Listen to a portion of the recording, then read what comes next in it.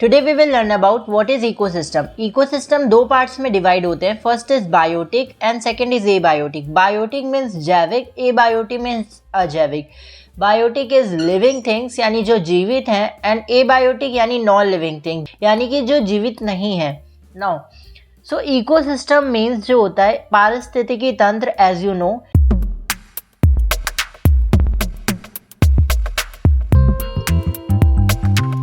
सो biotic living में आते हैं प्लांट्स, एनिमल्स, इंसेक्ट्स और डीकम्पोजर। प्लांट्स यानी पेड़ पौधे, एनिमल्स फॉर एग्जांपल डियर भी हो सकता है, लॉयन भी हो सकता है, एंड मैनी मोर। यानी एनिमल में प्राइमरी भी आ सकते हैं और सेकेंडरी भी आ सकते हैं। नाउ इंसेक्ट्स इज कीड़े मकोड़े। डीकम्पोजर्स वो होते हैं जो डेड और डिकेइंग चीज़ों को खाते हैं। जैसे मान लो टाइगर मर गया तो टाइगर को कौन खाएगा? डीकम्पोजर्स खाएंगे।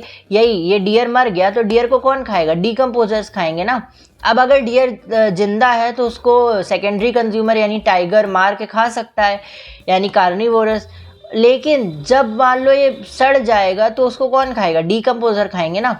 टाइगर है, टाइगर को कौन खाएगा? डीकम्पोजर खाएंगे ना। टाइगर को तो डियर खा नहीं सकता है। नाउ अब आते हैं एबायोटिक एंड नॉन लिविंग में। तो एबायोटिक नॉन लिविंग में एयर आता है, वाटर आता है एंड सॉइल आता है। सो एयर यानी हवा, वाटर यानी पानी, सॉइल यानी मिट्टी। अब इन्हें नॉन लिविंग में क्यों रखा गया है? बिकॉज ये जीवित थोड़ी ना है। क्या चल फिर सकती हैं? नहीं ना। डियर चल फिर सकता है, क्या ये चल फिर सकती हैं?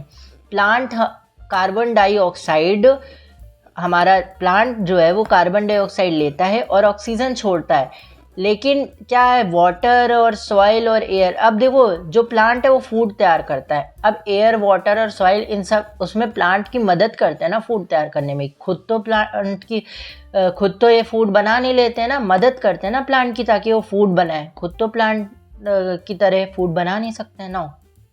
सो first we will learn about biotic community is dynamic. What is the meaning of dynamic? Dynamic is गतिशीलता।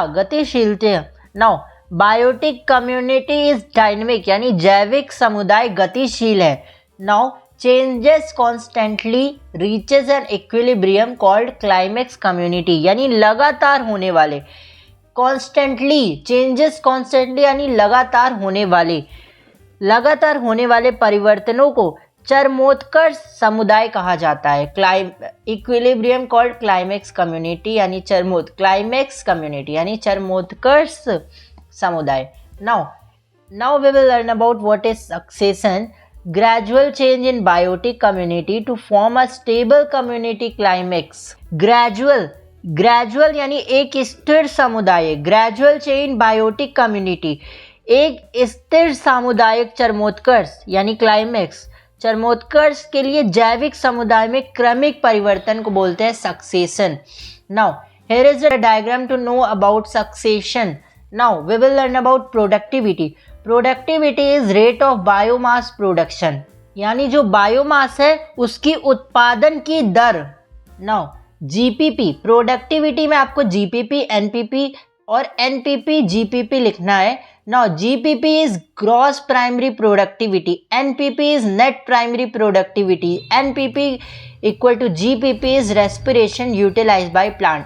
GPP ग्रॉस प्राइमरी प्रोडक्टिविटी यानी सकल प्राथमिक उत्पादकता।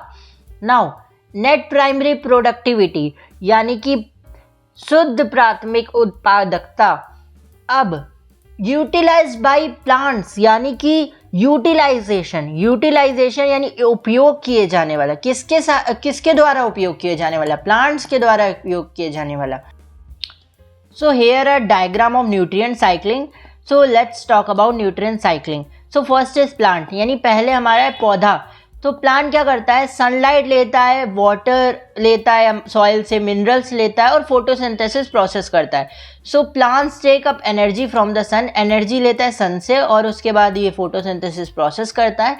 एंड यहाँ पे प्लांट है, इसके बाद डियर हमने बना दिया। डियर क्या है? हमारा प्राइमरी कंज्यूमर यानी कि जो पेड़ पौधे खाता है, फल सब्जियां खाता है। सो डियर क्या करेगा? प्लांट खाएगा। फिर उसके बाद क्या होगा? टाइगर हमारा सेकेंडरी कंज्यूमर है यानी कि ये फ्लैश खाएगा। सो डियर का फ्लैश कौन खाएगा? टाइगर। फिर उसके बाद टाइगर इज डेड। टाइगर जब डेड हो जाएगा तो ये जो छोटे छोटे मैंने बनाए हैं ये सब क्या है, ये सब है डीकम्पोजर्स। तो decomposers feed on dead and decaying matter detritus. जो डीकम्पोजर्स होंगे वो इसे खा लेंगे। टाइगर जब डेड हो जाएगा, टाइगर जब मर जाएगा, तो डीकम्पोजर यानी बैक्टीरियाज जो हैं वो डीकम्पोजर के तौर पे टाइगर को ईट कर लेंगे। नाउ फिर उसके बाद जो हमारा टाइगर है, टाइगर चला जाएगा, मतलब जब खा जाएंगे तो वो मिट्टी में चला जाएगा, फिर मिट्टी में ह्यूमस हो जाएगा। ह्यूमस क्या होगा, मिट्टी में जो न्यूट्रिएंट्स आते हैं वो ह्यूमस से आते हैं। Humus is rich in nutrients, तो ह्यूमस आ जाएगी सॉइल में। उसके बाद जब सॉइल में ह्यूमस हो जाएगी यानी सॉइल में न्यूट्रिएंट्स ज़्यादा हो जाएंगे, तो प्लांट्स, अब सॉइल की जो फर्टिलिटी है वो इंक्रीज हो जाएगी, तो वहाँ पे प्लांट जो है ग्रो कर जाएंगे। सो प्लांट फिर ग्रो कर जाएंगे। So here is plant. Now आपको ये डायग्राम तो एक्सप्लेनेशन समझ आ गया होगा ना। फिर उसके बाद यही प्रोसेस जो है वो unidirectional flow of energy में होता रहेगा। सो अभी जो हम लोगों ने न्यूट्रिएंट साइक्लिंग का डायग्राम देखा है, फिर उसको एक डेफिनेशन में एक्सप्लेन करते हैं। Nutrient cycling, nutrients from humus seep down into soil and are taken up by plants. यानी कि nutrient cycling, first nutrient cycling, तो न्यूट्रिएंट्स यानी पोषक तत्व होते हैं। अब उनकी साइक्लिंग यानी कि nutrient cycling. Now nutrients from humus seep down into soil are taken up by plants, यानी जो पोषक तत्व मिट्टी में घुल जाते हैं और पौधों द्वारा ग्रहण कर लिए जाते हैं। तो जाहिर सी बात है, जो मिट्टी में घुल जाएंगे उसके बाद वो पेड़ों के द्वारा ग्रहण कर लिए जाएंगे। यानी जो पौधे, जब जैसे फॉर एग्जांपल टाइगर मरेगा, टाइगर डीकम्पोजर्स उसे डीकम्पोज कर देंगे, तो जो सॉइल है उसमें ह्यूमस बढ़ जाएगी, जिससे प्लांट्स की जो प्लांट में जो सॉइल की फर्टिलिटी है वो अच्छी हो जाएगी और प्लांट्स ग्रो कर जाएंगे क्योंकि सॉइल में ह्यूमस बढ़ जाएगी। नाउ इज डीकम्पोजिशन, जैसे टाइगर जो है वो डीकम्पोज हुआ था ना, तो डीकम्पोजिशन वहाँ से टर्म आता है। नाउ डीकम्पोजिशन में आते हैं fragmentation, leaching and catabolism. What is fragmentation? Detritus break down complex detritus into small particles में ब्रेक डाउन हो जाना। Leaching, water soluble nutrients seep down in the soil to form salts. जो उसमें water soluble nutrients पोषक तत्व होंगे वो soil में चले जाएंगे टू फॉर्म सॉल्ट बना देंगे। Now catabolism is bacterial and fungal enzyme degraded, जितने भी बैक्टीरियल एंड फंगल एंजाइम्स होंगे वो डिग्रेड हो जाएंगे। Now it is gas, neutral cycling में गैसियस आते हैं, सेडिमेंट्री आते हैं। Gaseous is carbon cycle and sedimentary is phosphorus cycle. So here is ecological pyramid drawing. तो आप लोग एग्जाम में जब इकोलॉजिकल पिरामिड आएगा, जब आप इकोसिस्टम के बारे में लिखोगे तब आप उसमें इकोलॉजिकल पिरामिड ड्रॉ कर सकते हो, जिसमें आपको पहले TC, SC, फिर then PC and then PP। So PP stand for primary producer, PC stand for primary consumer, SC stand for secondary consumer and TC stand for tertiary consumer. जो primary producer यानी प्राथमिक उत्पादक होते हैं। Now second is primary consumer यानी कि प्राथमिक उपभोक्ता। Now next is secondary consumer, this is द्वितीय उपभोक्ता।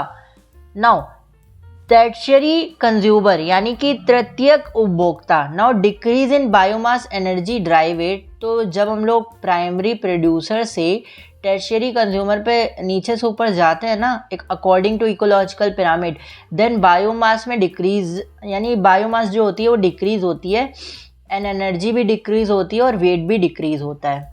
सो प्राइमरी प्रोड्यूसर का एग्जांपल है प्लांट्स एंड प्राइमरी कंज्यूमर का एग्जांपल है ग्रास हॉपर, सेकेंडरी कंज्यूमर का एग्जांपल है फ्रॉग और टर्शियरी कंज्यूमर का एग्जांपल है स्नेक। सो जो इकोसिस्टम में मैंने जो चार्ट आपको एक्सप्लेन किया है, इसके जो नोट्स हैं वो मैंने आपको अपने टेलीग्राम चैनल पे अपलोड कर दिए हैं। आप मेरा टेलीग्राम एंड लिंक्डइन ज्वाइन कर सकते हो, तो आपको जस्ट लिंक पे क्लिक करना है और वहाँ से आप नोट्स डाउनलोड कर सकते हो मेरे लिंक्डइन एंड टेलीग्राम से। So simply click on the link and download notes. Till then good bye, take care. And अगर आपको कोई भी नया टॉपिक चाहिए हो, कोई भी टॉपिक समझ नहीं आ रहा हो, तो आप कमेंट सेक्शन में टॉपिक लिख सकते हो, मैं उस पर जल्दी वीडियो अपलोड कर दूंगा। सो तब तक के लिए bye bye, take care, see you in the next video.